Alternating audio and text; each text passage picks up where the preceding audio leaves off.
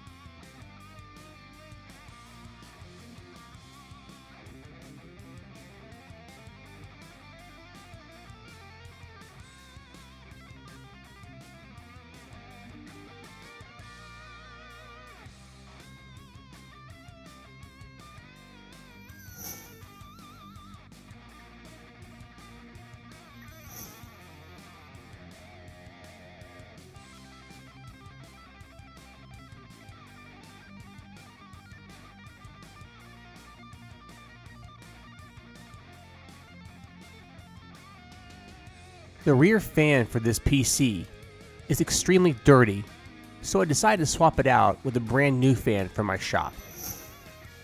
Okay, now the motherboard is installed. Everything is plugged in. Alright guys, we are all done. I got all the cords plugged in, all the power cords plugged in.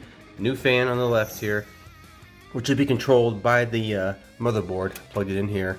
The other fan was not one of those kind of fans, it just plugged into a power supply. But this will be nice, so it'll be controlled by the motherboard.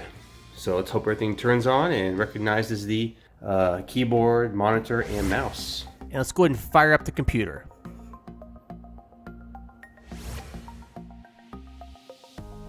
And now the motherboard is booting up.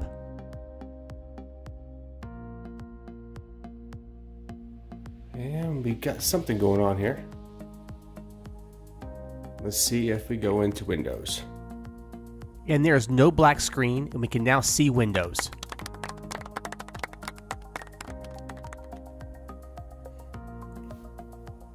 Well, while this is getting the devices ready, I just want to say thank you guys for watching. This is a common problem. A lot of times this issue is usually a power supply issue. However, you want to check the RAM sticks, you want to check for loose connections, you want to check for a multitude of things before you have to put in a motherboard. And but a lot of times motherboards do go out for various reasons, and I feel this one went out because it was very dirty, and my customer said that he had gotten a power surge, and that was never the same since. So that could have been it. Power surge combination with a lot of dirt and dust. So yeah, we're all good to go here. Let it update. Success. So guys, I hope this helps you diagnose and fix the same issue. If you have an issue with a black screen and your motherboard booting up, follow all these steps. Well guys, we're all done here. And as usual, I want to thank you guys for watching. And remember, if you like this video, give a thumbs up and share it. If you love it, hit subscribe, it's free. Thanks again for watching.